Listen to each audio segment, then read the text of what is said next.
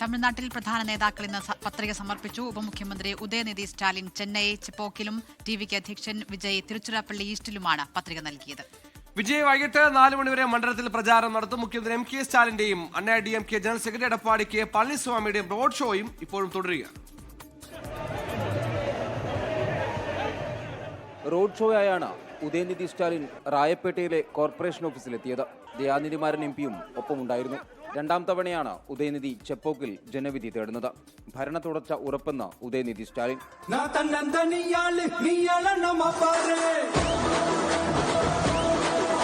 Road ഷോയ്ക്ക് പിന്നാലെയാണ് വിജയും തിരുച്ചിറപ്പള്ളി ഈസ്റ്റിൽ പത്രിക സമർപ്പിച്ചത്. ചെന്നൈ പെരമ്പൂരിൽ മാർച്ച് 30-ന് വിജയ് പത്രിക സമർപ്പിച്ചിരുന്നു. റോഡ് ഷോയ്ക്കിടെ അപകടത്തിൽപ്പെട്ട ദമ്പതികളുടെ അടുത്തേക്ക് വാഹനത്തിൽ നിന്നിറങ്ങി വിജയ് എത്തി. വൈകിട്ട് 4 മണിവരെ തിരുച്ചിറപ്പള്ളി ഈസ്റ്റ് മണ്ഡലത്തിൽ വിജയ് പ്രചാരണം നടത്തും. മുഖ്യമന്ത്രി എം.കെ. സ്റ്റാലിൻ ഇന്ന് രാവിലെ ഈറോഡാണ് പ്രചാരണം നടത്തിയത്. വൈകിട്ട് കോയമ്പത്തൂരിലും മുഖ്യമന്ത്രി എത്തും. തമിഴ്നാട് കോൺഗ്രസിൽ സ്ഥാനാർത്ഥി നിർണയത്തിൽ അതൃപ്തി. പട്ടിക വൈകുന്നതിൽ പ്രതിഷേധിച്ച് മാണിക്യം ടാഗോർ എം.പി. തിരഞ്ഞെടുപ്പ് മാനേജ്മെന്റ് കമ്മിറ്റി ചെയർമാൻ സ്ഥാനം രാജിവെച്ചു. 24 ചെന്നൈ.